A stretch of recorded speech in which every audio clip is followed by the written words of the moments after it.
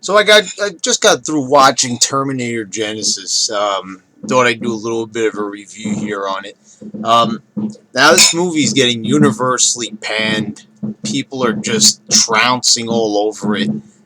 They're calling it, like the worst in the series. I think that's just going a little bit too far. You had a lot of people, actually, more people were saying more positive things about Terminator Salvation, which is weird enough. But, they're saying a lot harsher things about Genesis. And I really don't see where they're coming from so much. I mean, I see some of the arguments, but the reviews are like ridiculous. 27% on Rotten Tomatoes. Now, you know, uh, you look at this movie and you're just like, it's not that bad. And I think to myself, the Avengers, Age of Ultron, got way higher reviews. Now, not everybody gave it a positive review. A lot of people were with me on Age of Ultron, and, some people disliked the film. But, many critics were mostly split on it. Now, I don't really get why everybody is so down on this movie. Is it perfect? No. Is it really good? No. Is it a good movie? Well, sort of. There are some issues with it. Now, I'm not a big fan of like tangent storylines unless they're done really well, like Back to the Future Part 2. I think I've mentioned this in past videos, my opinions on the current state of comic books. I don't like all these different alternate timelines and things like that. But for the most part, I could appreciate where that kind of fits a little bit more into the Terminator universe. Time travel is already there, so now we're going to do some alternate time travel, just like they did with Back to the Future. It definitely could draw comparisons to that. So basically, there is a tangent. John Connor gets attacked by a new type of Terminator just before Kyle Reese is about to go back in time and, warn Sarah Connor. So, a little bit of that watermelon right there. Yeah, anyway, excuse me. But anyway, I'm trying to enjoy some watermelon as I do this video. Anyway, I could appreciate where they were coming from with this storyline. And does it work? Sort of. Did it fail totally? No, and that's what I really don't understand. It's a lot of people were saying that they were confused by this plot, and I really don't see what's so confusing. It's just an alternate timeline. If you have a problem with alternate timelines, like I said, go and complain about the current state of comic books where there's thousands of fucking different storylines and different tangents and A and B universes and the new 52 for DC and all this nonsense. Like I said, or in Spider-Man, you have Scorpion is now Venom and all this other type of craziness. So you could go and you can complain about that type of stuff. If you're gonna go full force against Terminator. Now, am I here to defend this movie? No, this movie obviously has a lot of differences from the James Cameron films. It doesn't seem quite as magical. It's a totally different directing style. You could definitely see that the mood of this movie is very different than it was for the other two movies. Now, I did not like Terminator 3. Was not a big fan of that at all. Did I think it hampered the series a bit? I didn't think that it was a terrible movie, but it wasn't good. Is this movie better than 3? I think that it is kind of. 3 was pretty boring, and I didn't really like the direction the movie took. I actually enjoyed Salvation, but even though this movie's a lot different, I think it's kind of safe to say that it might be the third best. I have to go back and watch Salvation. I haven't seen that movie since it was out in the theaters to really correctly compare all of the films together. Uh, Now, the actors are pretty decent. There's nobody who's really that bad. or that I had a big problem with. But just about every single character that was played by the original actors in the first and second movie are better. That goes without saying. It's great to see Arnold back in action, and uh, that's why that kind of helps it be the third best movie in the film. If he was not in this movie, then it would be a whole different story. Um, so basically, you have these new Terminators, and spoiler alert, because I really have to talk about this. John Connor becomes a Terminator. Now, a lot of people have a problem with this. I thought that this was kind of a cool idea. I really did. If you're going to have a tangent storyline like this, what a better way than to have John Connor be the villain. Now, did they pull this off as well as they could have? Absolutely not. John Connor's a major character.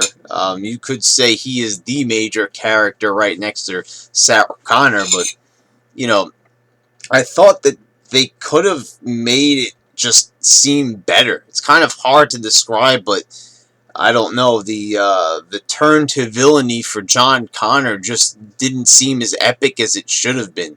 Is it terrible? Not at all, but I thought it could have been a little bit better, to say the very least. I thought it could have been a lot better. I thought it felt like it came up a bit short, to say the very least. They really could have done a much better job with this, and I could see where people have a problem with that. Now, is it terrible? No. That's my problem. This is where I am going to have to defend the film. It is not terrible. It is not great, but it is a decent film. And to be attacking it on the level that many are saying, that this is like destroying the franchise. The franchise had been in bad shape since Rise of the Machines. That wasn't a good movie. Kristen Locke, I think, whoever it was that they picked to be the female Terminator, I had big problems with that. Not just that it was a female Terminator, just everything how they went about with that movie was a bad direction. And like I said, was it a bad film? Well, it kind of is in retrospect. Really thinking back to it, it just really bothered me. Like, it really did affect my enjoyment of the overall franchise when 3 came out. It was just I was in high school at the time, and that movie did not sit well with me. It kind of made me a little bit sick. There was tons of problems with that film. This is a better film than that. I think it flows better. I think that it's more eventful. I mean, all these tangents and John Connor becoming some evil new type of Terminator. It's pretty exciting. It's eventful, and it can, hold that merit that they chose to go that way in the film, and, that's what makes it special. It's just it wasn't executed the right way. On paper, it looks excellent, and, like I said, it's not a complete failure. There's still a lot of exciting action scenes, and hey, let's not forget about that. The action scenes look great.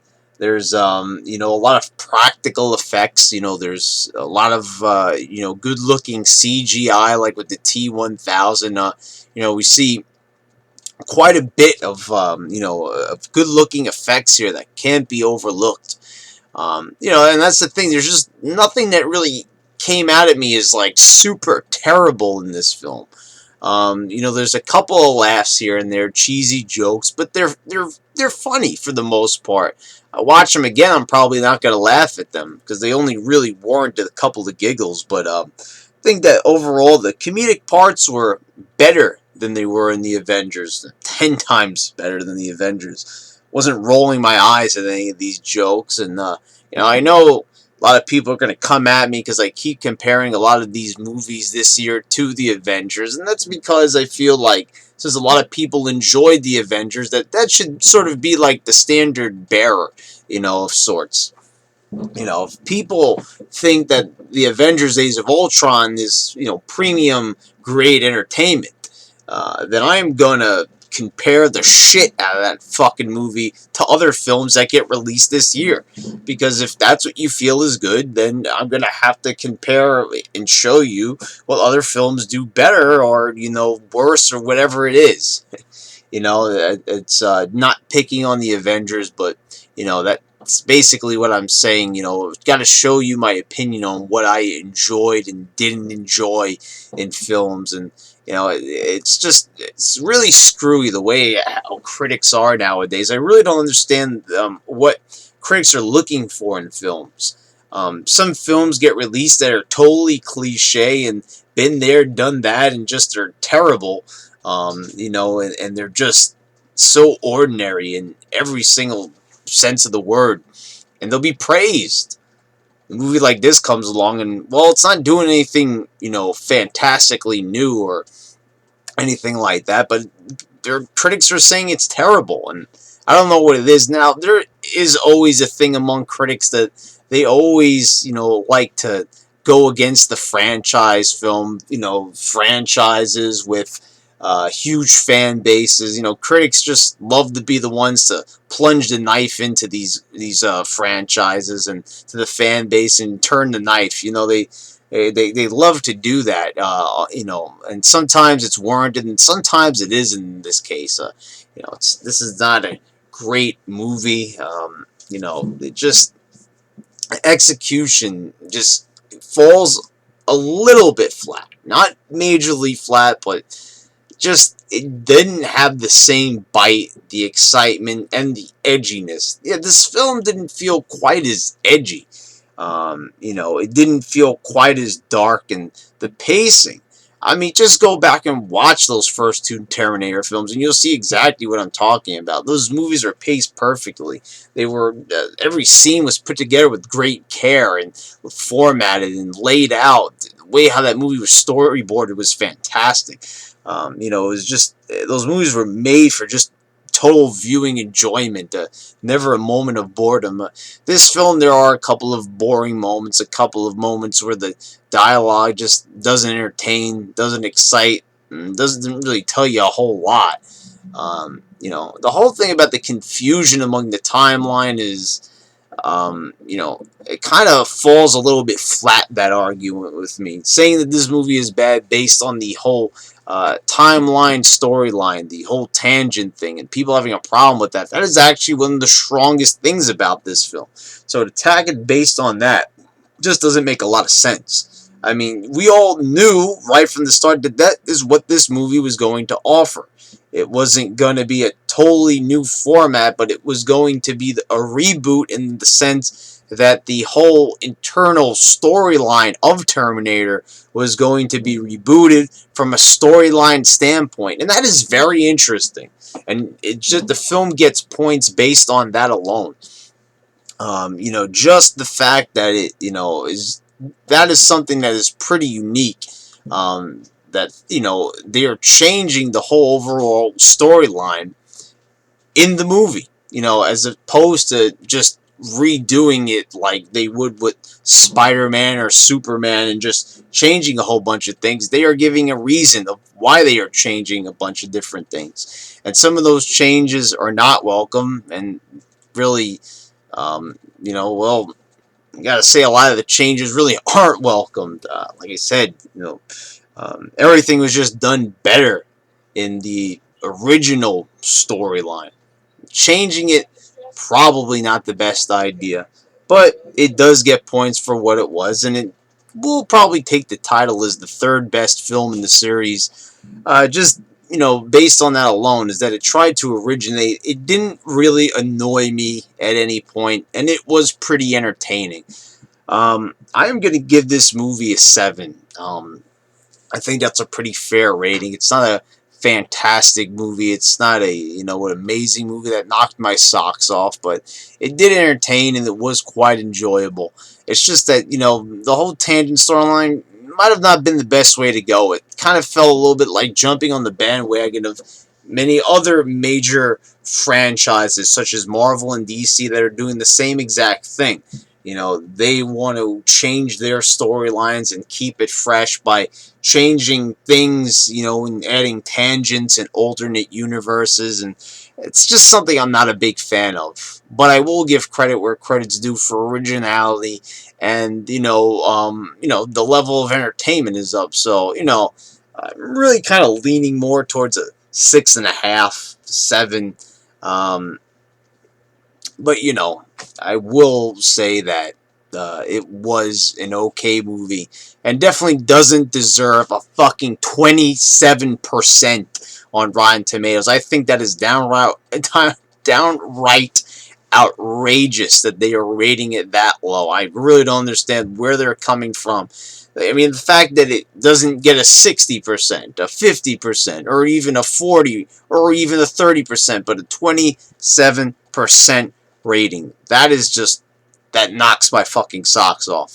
They're blown fucking clean off. I really don't know where the hell everybody's minds are at. Now, that is an overall average of everybody's, critic rating altogether. But, I'm just saying that is just, everybody altogether is just fucking wow. Wow. That is low. And I really don't understand it. But anyway, if you're a fan of the Terminator series, this is without question. You're not even going to care what I say in this review. You're going to go see it just like me. For everybody else, you probably won't enjoy it that much. You'll be quite confused, especially if you haven't seen the first Terminator movie. I think you kind of have to see it to appreciate the storyline. If you don't know the storyline, you don't remember the storyline from the original film, you're going to be downright fucking confused. But if you remember it, you're going to be quite alright this time around. But definitely watch the first film again to freshen up on certain things if you're going to go see this one, because you're going to be confused by the storyline. It's not going to make a lot of sense. It's kind of like watching Back to the Future Part 2 if you never saw the first one. You're going to be like, what the fuck is going on? You don't know what's going on because you didn't see the first one. And the second one is all based off, of you seeing the first one and understanding that original storyline, that original timeline. To understand a tangent, you got to know where that tangent's coming from. And so I guess maybe, it failing to explain itself on that level for new viewers is sort of a weakness.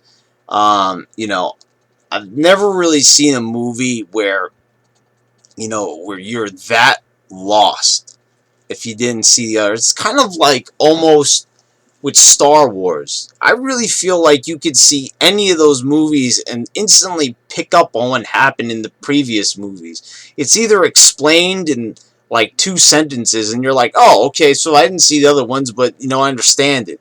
I mean, because I've seen them so many times, I could clearly see where a new viewer probably wouldn't be confused with the Star Wars films. And there's other movies like that, like the Indiana Jones franchise, where you could just jump right in and you could fully appreciate without having to see the previous ones. However, though, unfortunately for this movie, it is kind of required viewing that you see the first Terminator prior to this one to appreciate where the tangent's coming from. And that is going to be a weakness. And I'm going to assume that a lot of critics that were confused probably haven't seen the first Terminator in a long time. They're busy watching a whole bunch of other shitty fucking movies, and, because that's what they do for a living. They watch every single movie under the sun, pretty much, and have to review them. As opposed to me, who comes on YouTube and makes a video just about the movies that he happens to see. But yeah, you will be confused if you didn't see the other ones. And that is unfortunate that, they have to confuse you like that.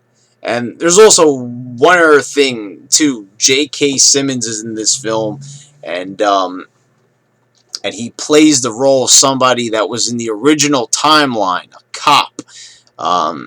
It's that Sarah Connor saved the life of. And I was thinking to myself, did she? Is that something that did happen? I kind of want to go back now and watch the first film, and because I don't remember. And does this guy look anything like the one from the first film that they are claiming? And I don't even know if this was like a scene or something. I'm kind of forgetting it in a way, and I don't know. But uh, if that is, that would be kind of cool, you know, that's definitely something I would appreciate to have that continuity there, that they're bringing back a past character, but I don't really remember. You know, that's the unfortunate thing about this film is that it kind of counts on your memory in a way. I was kind of hoping for a brief flashback in this film for footage from the first movie to remind me, but I guess that kind of would have slowed the movie down as well. But anyway, I thought, if that is, and I go back and watch the first movie again, and I do see that there is a scene where Sarah Connor does save a cop that, you know, kind of resembles J.K. Simmons. Like, probably doesn't even really resemble him, but I guess that would be kind of cool for continuity. But yeah, I mean, I don't know. I don't know if it really hurts it that much that you got to see the first film because these franchise films, most people have seen the past ones, except for, younger people. I mean, there's going to be some 15-year-olds out there that haven't seen the first Terminator or the second Terminator movie, or, but, really, that's the thing there. I don't really think that it hurts it, but, it probably would have eased the confusion on a lot of people. Because they do throw in a lot of time travel mumbo jumbo in there. Um, and maybe some of that mumbo jumbo could have been eased off a bit. Because the thing is, the storyline is not even that complicated. It's basically that. The Terminator attacks John Connor. Infects his body with the new Terminator shit that turns them into some other type of being. And he goes evil, and it fucks up the timeline. It's basically it. I mean, basically, it would have been a lot easier if Arnold Schwarzenegger just walked on and said, "The timeline is fucked up," and we would have all fucking understood it a lot better. Or, well, I understood it right away, but the people that don't or didn't understand it, they would have understood it a lot better if it was just explained like that. Time gets fucked up. That's basically it. And like I said, I don't know if this was the best way to go. A lot of people have a big problem with it, and I can kind of see why. Some of the reasons are a bit bullshit, like that you're confused. You shouldn't be that confused, but the thing is that the timeline thing, some little plot holes are here and there, and how certain things are possible, and you gotta like suspend your disbelief a little bit with these films because it is motherfucking sci-fi. But for God's sakes, the fact that this got 27% on Rotten Tomatoes is just blowing my fucking mind. I mean, come on, critics out there, Richard Roper and people who, I once respected, you're being a bit ridiculous. There's been way worse movies that I have seen you guys rate higher and even recommend, like Age of Ultron. So that's why I use that as an example. That was a bad movie, and many people recommended it. And the fact that this is getting bashed to fucking hell when it's not even that bad is just kind of, it's really just terrible, a little bit disconcerting about people's viewpoints on film. Um, Anyway, so yeah, this is a partial recommendation for me. Didn't really like enjoy this movie and was like super excited walking out of the theaters. It was kind of like I was like, yeah, that was pretty cool. It was kind of one of those reactions. It wasn't really the most exciting film ever. I was disappointed. Yes, I was. You could say that. I was definitely disappointed with this film. Thought they could have done a lot better with it. The director obviously doesn't have an ounce of the James Cameron charm, but he was a competent director, and he did make a somewhat entertaining film. So, yeah, so just in conclusion, I just say once again, just like always, don't go in with your hopes up. And that is exactly what I'm going to say, and I should have said this way fucking earlier than the 25-minute mark. My expectations are always low for films, but for some fucking reason, I went into Genisys with them sky high. For the first time in a long fucking time. I went in with my expectations just, I don't know, I guess maybe because I was still excited because I enjoyed Jurassic World so much, and I was so happy with the way that movie came out. I was just expecting too much, and that is why I was let down with this one. So once again, it's not a terrible film, but it is not a great film, and it definitely doesn't even hold a candle to the first two movies. But I will go ahead and say, with just for right now, that it would probably be considered the third best film in the franchise.